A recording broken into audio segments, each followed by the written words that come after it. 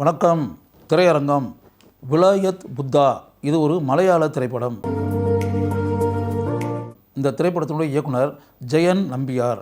GR இந்துகோபன் என்ற பிரபல எழுத்தாளர் எழுதிய ஒரு புதினத்தை அடிப்படையாக வைத்து இந்த திரைப்படம் எடுக்கப்பட்டிருக்கிறது.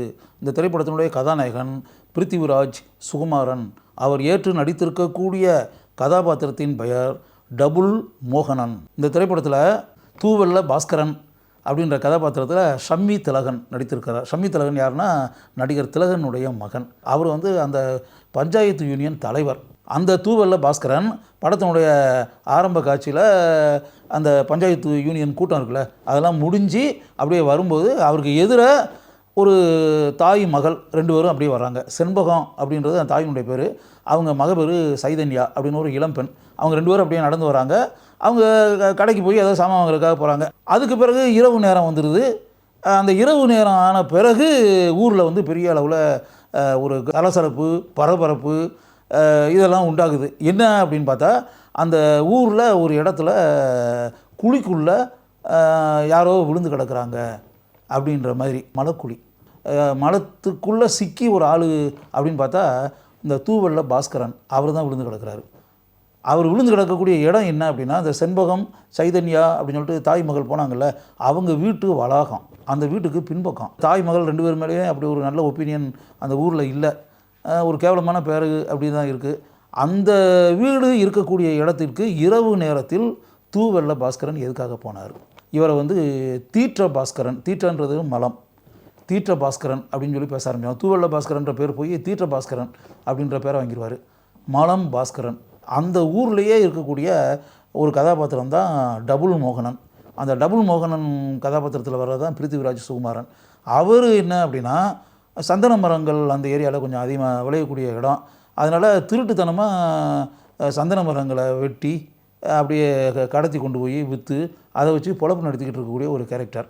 அதனால் அவருக்கு அங்கே பேரே என்னென்னா ஜூனியர் வீரப்பன் அப்படின்னு பேர். கண்ணில் ஒரு சந்தன மரம் பற்றுச்சின்னு வச்சுக்கோங்க, அந்த சந்தன மரத்தை அடுத்து வெட்டிட்டு தான் மறுவேலை பார்ப்பார். அவர் எதேச்சியாக ஒரு நாள் இந்த ஷம்மி திலகன் வீட்டுக்கு வருவார். அங்கே ஒரு சந்தன மரம் இருக்கும் அவர் வீட்டுக்கு முன்னாடி.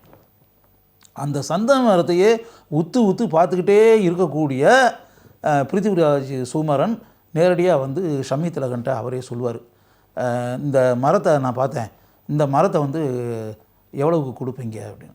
இல்லை, இந்த மரத்தை நான் சின்ன இதை கன்று அப்படின்ற பேட்டர்னில் இருந்து அப்போ நான் வளர்த்து நான் கொண்டு வரேன். என்னுடைய லட்சியம்ன்றது என்னென்னா இந்த மரத்தை வெட்டுறது இல்லை கிடையாது, மரத்தை நல்லா இன்னும் அருமையாக வளர்த்து லாஸ்ட்டில் நான் சாகுறப்போ எனக்கு பேர் இப்போ தீற்ற பாஸ்கரன் அப்படின்ற மாதிரி ஒரு பேர் வந்துருச்சுல, அதாவது மலம் பாஸ்கரன் அப்படின்போது கழிவு பாஸ்கரன் அப்படின்ற மாதிரி ஒரு பேரை எனக்கு ஊர் மக்கள் கொடுத்துட்டாங்களே, இந்த பேரை நான் மாற்றணும் அப்படின்னா நான் இறக்கும்போது இந்த சந்தன மரத்தை வச்சு தான் என்னை எரிச்சி அப்படின்னாகி இதை சந்தன மர பாஸ்கரன், சந்தன பாஸ்கரன், சாண்டல் பாஸ்கரன் அப்படின்ற மாதிரி என் பேர் மாறணும். அதுக்காக இந்த மரத்தை அதுக்காகவே நான் வளர்த்துக்கிட்டு இருக்கேன். அதனால் இதை விலைக்கெல்லாம் நான் கொடுக்க மாட்டேன் அப்படின்னு சொல்கிறான். இவன் தான் அதை போய் தடவை பார்த்துட்டு சொன்னான் ஒரு விஷயம், இதுக்கு பேர் விலாயத்து புத்தா. புத்தருடைய விக்கிரகங்கள் இருக்குல்லையா, சிலைகள் இருக்குல்ல, அது இந்த மரத்தில் தான் செய்வாங்க. விலாயத் புத்தா அப்படின்றது இந்த மரத்தினுடைய பேர். அதனால் நீங்கள் எவ்வளோ விலை சொன்னாலும் அந்த பணத்தை நான் கொடுக்குறதுக்கு தயார், எனக்கு நீங்கள் இந்த மரத்தை நீங்கள் கொடுத்துடணும் அப்படின்னு. அந்த மரத்தை நான் தர முடியாதுன்னு சொல்லிட்டு அவர் சொல்லிட்டார்.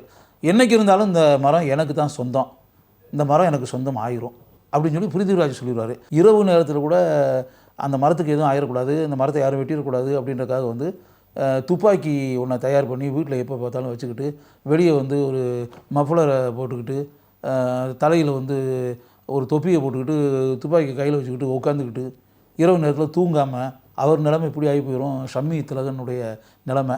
அந்த ஊர்லேயே வேறு 2 பேர் இருப்பாங்க. அதில் ஒரு கேரக்டர் தமிழ் பேசக்கூடிய கேரக்டர் டிஜி அருணாச்சலம் ஆக்ட் பண்ணியிருக்காரு அந்த கதாபாத்திரத்தில். அவங்க 2 பேர் எப்படின்னா இதே மாதிரி சந்தன மரங்கள் வெட்டி திருடி இப்படி இருக்கக்கூடிய கேரக்டர்கள் தான். கிட்டத்தட்ட ஒரு தொழில் போட்டின்னு கூட சொல்லலாம். பிருத்திவிராஜ் ஒரு சைட்லன்னா அவங்க ஒரு சைடில், அவங்களும் இந்த மரத்தை ஒரு கண் வச்சுருப்பாங்க.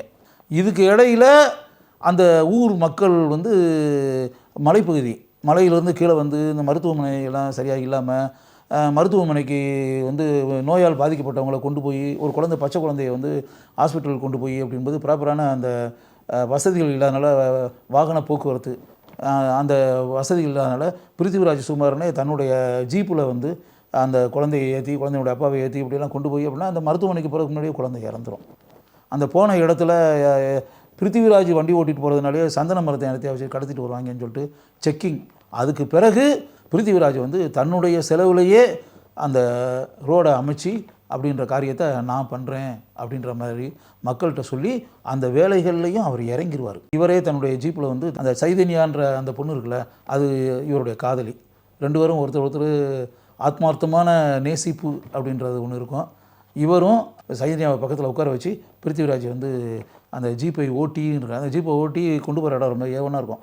அந்த ஊருக்கே போய் அந்த ஊர் மக்கள்லாம் அப்படியே கொண்டாடி அப்படின்ற மாதிரி படத்தினுடைய கிளைமேக்ஸுக்கு கொஞ்சம் முன்னாடி ஒரு சூழலில் அந்த சந்தன மரத்தை காப்பாற்ற வேண்டும் அப்படின்றதுக்காக போராடிக்கிட்டு அப்படிலாம் இருக்குல்ல, அதில் ஏற்பட்ட ஒரு மோதலில் வந்து தடுமாறி கீழே விழுந்து ஷம்மிதிலகன் வந்து மருத்துவமனையில் அனுமதிக்கப்பட்டுக்குன்னா ஷம்மிதிலகனை மருத்துவமனையில் அனுமதிக்கிறதே பிருத்திவிராஜ் தான். மறுபடியும் அவரை திருப்பி வீட்டுக்கு அழைச்சிட்டு வந்து அப்படின்னு பார்த்தா வீட்டுக்கு வந்த உடனே அதிர்ச்சி அடைஞ்சிருவார் ஷம்மிதிலகன். என்ன அப்படின்னா அந்த மருத்துவமனைக்கு போயிருக்கக்கூடிய அந்த இரவு நேரம் இருக்குல்ல, அதில் வந்து இந்த மரம் வந்து வேரோடு பிடுங்கப்பட்டு அப்படின்ற செயல் நடைபெற்றோம்.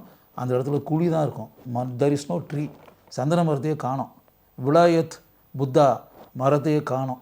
அந்த மரத்தை வந்து நான் வெட்டுறதாகவும் இல்லை, அந்த மரம் எனக்கு சொந்தமாக வேண்டிய அவசியமும் இல்லை, அது வேண்டான்னு சொல்லி எப்போவோ நான் தீர்மானித்த விஷயம் அப்படின்ற மாதிரி பிருத்திவிராஜ் சொல்லிடுறாரு. அதுக்கு பிறகு அந்த மரத்தை வெட்டியது யார், வேரோடு பிடுங்கியது யார்?